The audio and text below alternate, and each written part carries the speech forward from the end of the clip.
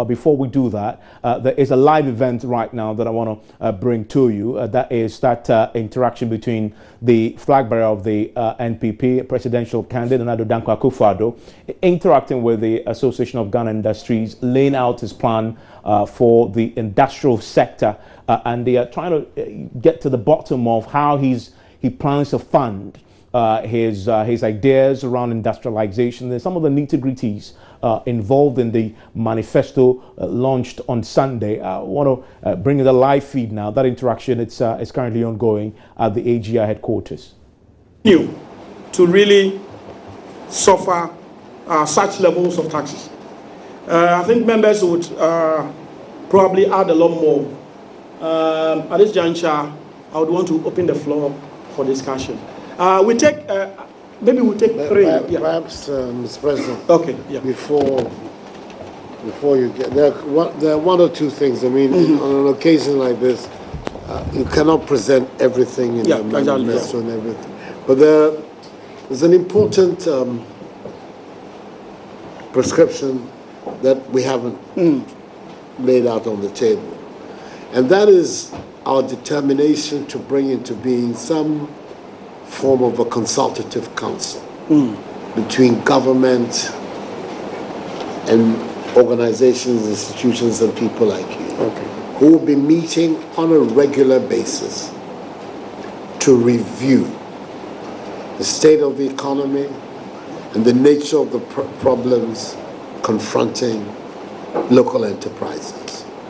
I'm talking about a consultative council.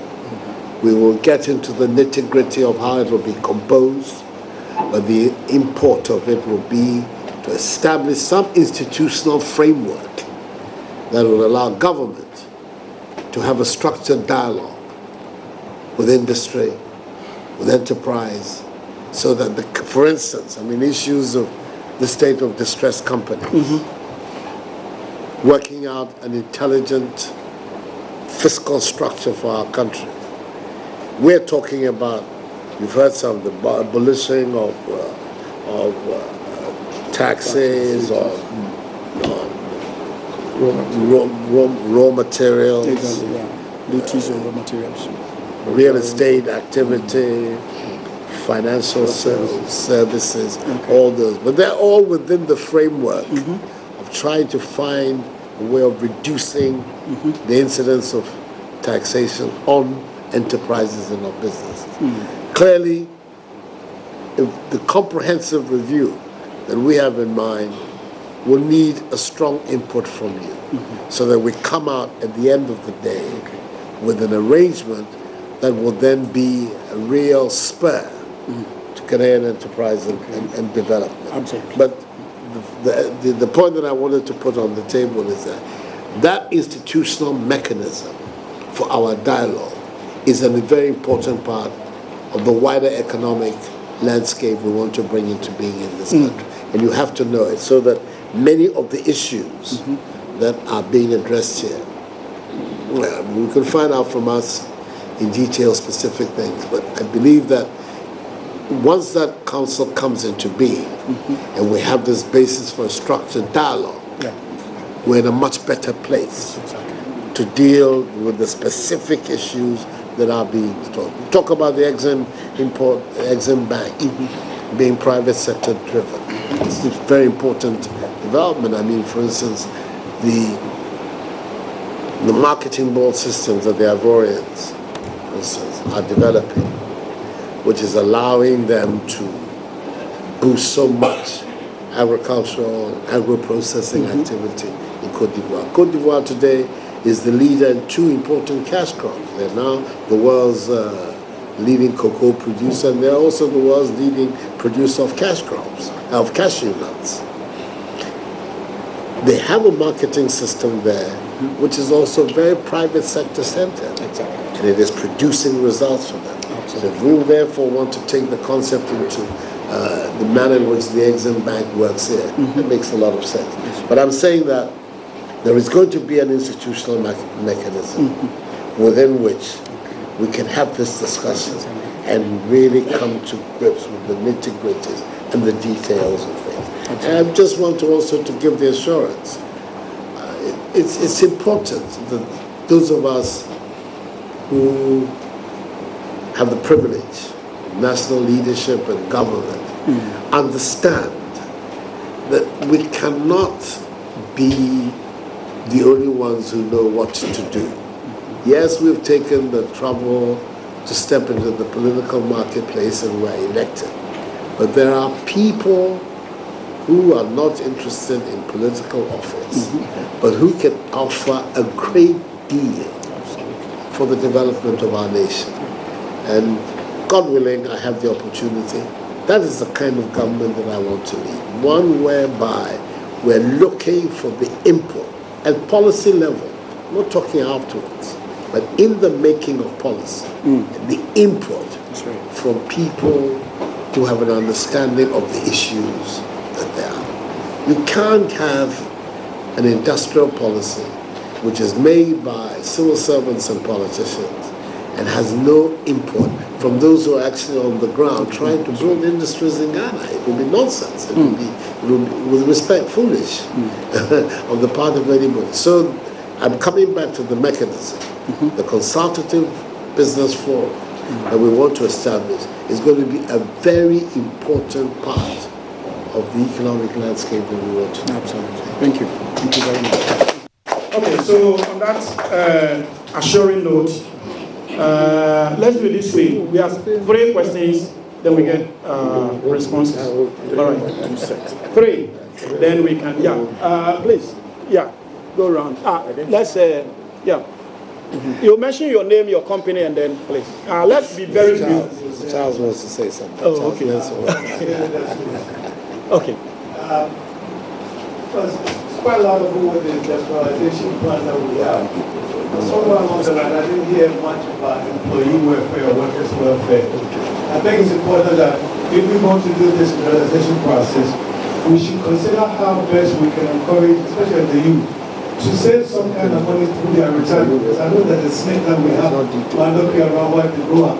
So as part of the policy, maybe some kind of incentive should be thought about now to encourage the young guys that maybe this is the time, similar to the 401k we have in the US. It has to be a way where we can encourage the young people to save with this policy so that if they're working in companies like us, that maybe we can have some kind of incentive that if an employee contribute some portion of their salary, where the income taxes will be deferred till they retire or something. I think something to encourage the young guys to save towards the future through this process might be a good to go to. Okay, all right. So, Charles. Mr. Mensah, yes. Charles. And so live here on the Pulse, we'll be reconnecting very shortly to that interaction between Addo Akufo Addo and the Association of Ghana Industries, where an interaction is going on right now. The AGI is interrogating the party's manifesto promises as far as industrialization is concerned. In fact, we can join that live feed now, and that interaction. Question time is up, and Addo is being interrogated on how he plans to achieve some of the key objectives set out in the manifesto. The allocation is only 500 million to the agri sector, which represents only 1%. Yet, obviously, we've seen both manifestos, we can see agriculture is very key and fundamental in them. But to account 1% to a sector where we believe is the fundamental aspects of civilization. I'm today sitting here representing the farmer, and I say God looked down when he created Adam and Eve and said, you know, I need a caretaker. It cannot be Adam and Eve.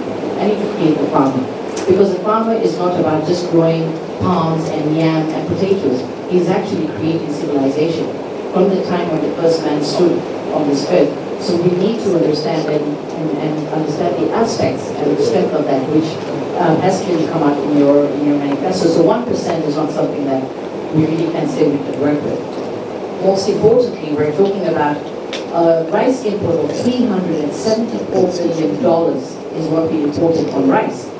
Yet, when we look at the rate of crops, and very similar to what Manifesto spoke about, we degrew by 1.7% of what we could do with our own local growth. So $374 million went out. $1 is what we need to look at and see what can we do in terms of the rice.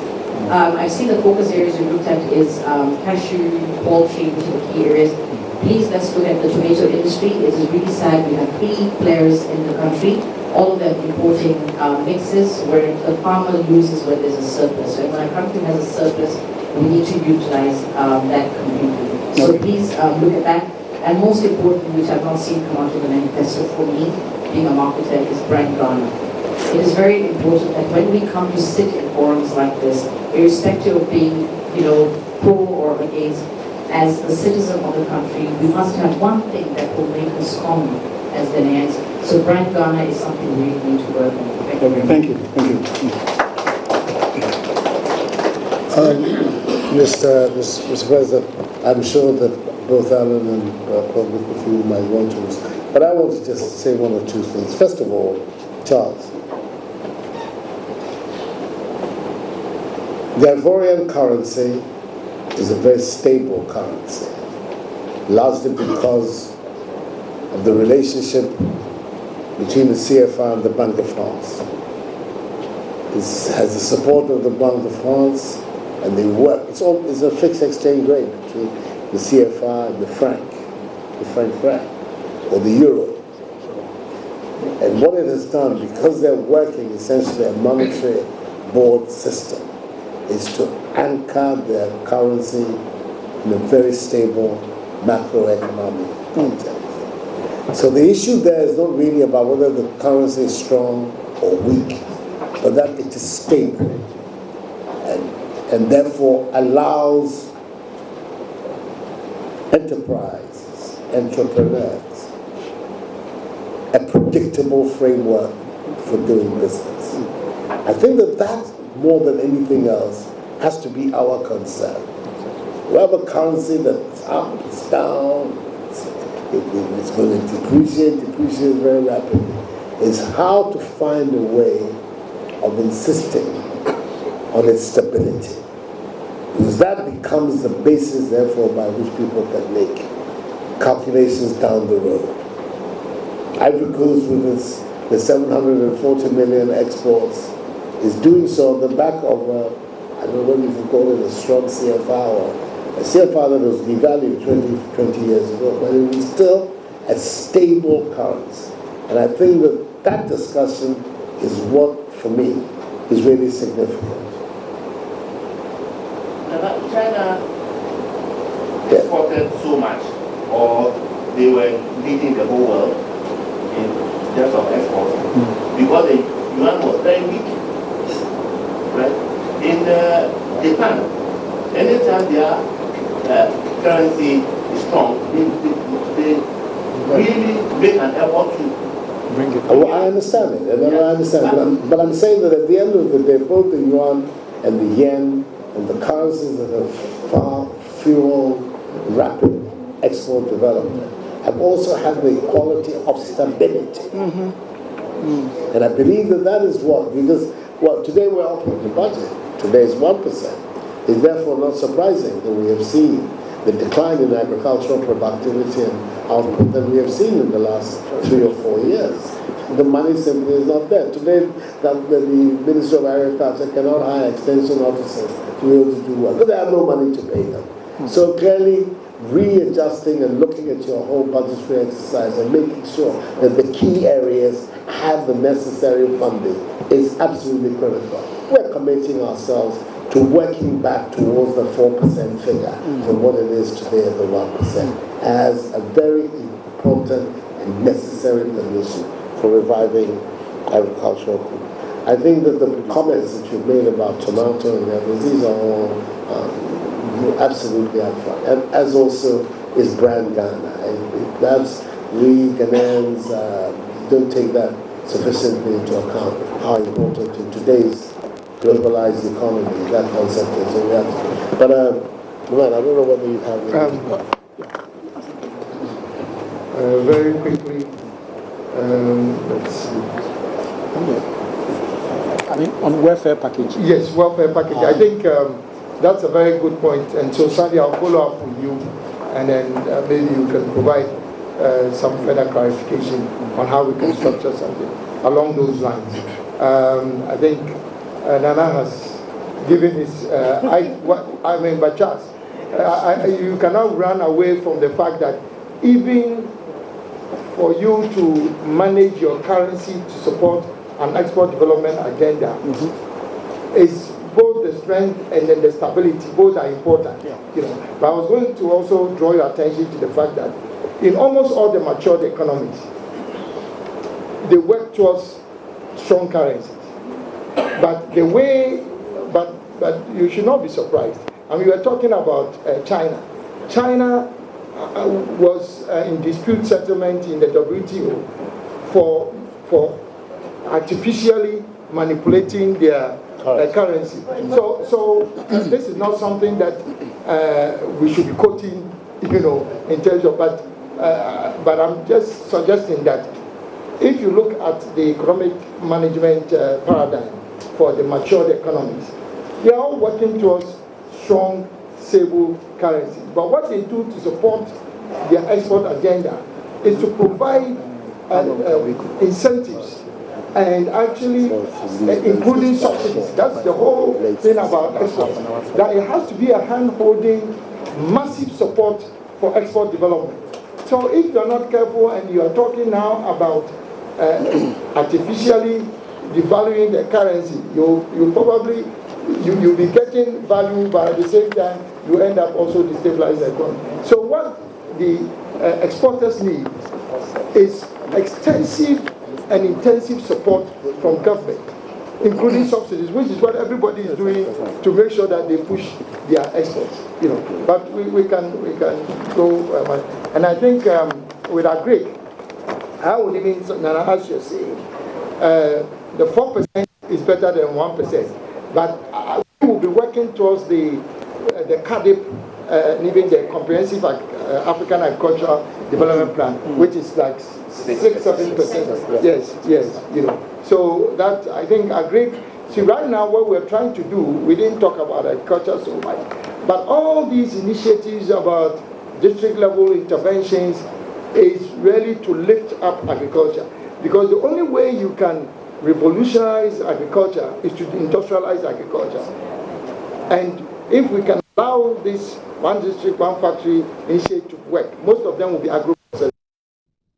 That is how you would expand agricultural production and also improve productivity. That's the other important. And all this also geared producing raw materials, agricultural raw materials for industry, but also for export.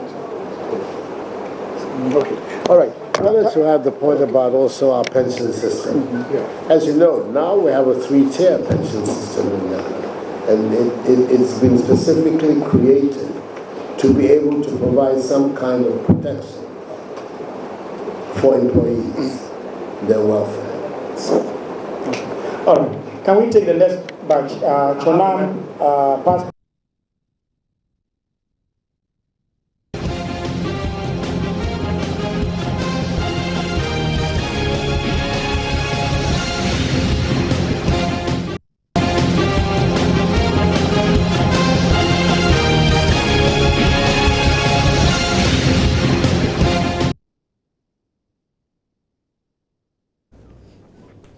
So Nana Akufo addressing the gathering of AGI, the Association of Ghana Industries, talking about his plans to industrialize Ghana. And you remember Addo has already laid out his plan for industrialization and for of course, the industrial sector in Ghana. And the approach really hinges on tax cuts for some of our industries so that they could reduce the burden on them. And just to go through some of the key taxes Addo is promising to cut when it comes to the industrial sector, abolishing the 7.5% VAT on imported medicines into Ghana. He's also talked about abolishing the 17.5% VAT on the financial services sector, also on domestic airline tickets, but also, most importantly, reducing VAT for micro and small enterprises from the current 17.5 to 3% flat rate VAT introduced by the MPP. And of course, the AGI would want to know how he intends to bridge the gap. They want to be sure that these are not mere political promises, but of course they are properly thought through proposals being made to transform the industrial sector. Once we get that feedback, we'll of course join it and see what Addo says about. He was just about talking about the pensions reforms that they have proposed.